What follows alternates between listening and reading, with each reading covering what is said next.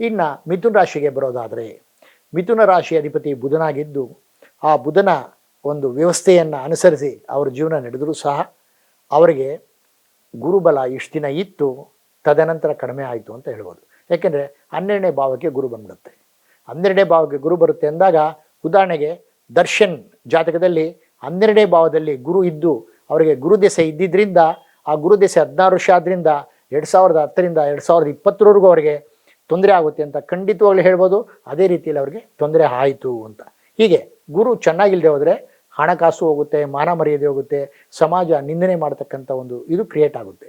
ಆದರೂ ಶನಿ 9ನೇ ಮನೆಯಿಂದ 10ನೇ ಮನೆಗೆ ಬರೋದ್ರಿಂದ ಕರ್ಮಸ್ಥಾನ, ಜೀವನ ಸ್ಥಾನ, ಉದ್ಯೋಗ ಸ್ಥಾನದಲ್ಲಿ ಶನಿ ಸಂಚಾರ ಮಾಡೋದ್ರಿಂದ ಸ್ವಲ್ಪ ಮಟ್ಟಿಗೆ ಬ್ಯಾಲೆನ್ಸ್ ಆಗುತ್ತೆ ಸಮ ಪ್ರಮಾಣದಲ್ಲಿ. ಅಂದರೆ ಗುರು ಕೊಡ್ತಕ್ಕಂಥ ಅವಘಡಗಳನ್ನು ಶನಿ ತಡೆದು, ಶನಿ ದೃಷ್ಟಿ ಗುರು ಮೇಲೆ ಇರುತ್ತೆ, ಆವಾಗ ಆ ಶನಿ ತಡೆದು ಖಂಡಿತವಾಗ್ಲೂ ಅವರಿಗೆ ಮಿಥುನ ರಾಶಿಯವರಿಗೆ ಒಳ್ಳೆಯದಾಗುತ್ತೆ ಅಂತ ಹೇಳ್ಬೋದು. ಆದರೆ ಹೆಚ್ಚಿನ ನಿರೀಕ್ಷೆ ಇಲ್ಲ. ಬರ್ತಕ್ಕಂಥ ಲಾಭಗಳು ಮಂದಗತಿಯಲ್ಲಿ ಅವರಿಗೆ ಬರುತ್ತೆ, ಒಳ್ಳೆಯದಾಗುತ್ತೆ ಅಂತ ಮಿಥುನ ರಾಶಿಯವರಿಗೆ ನಾವು ಖಂಡಿತ ಹೇಳ್ಬೋದು.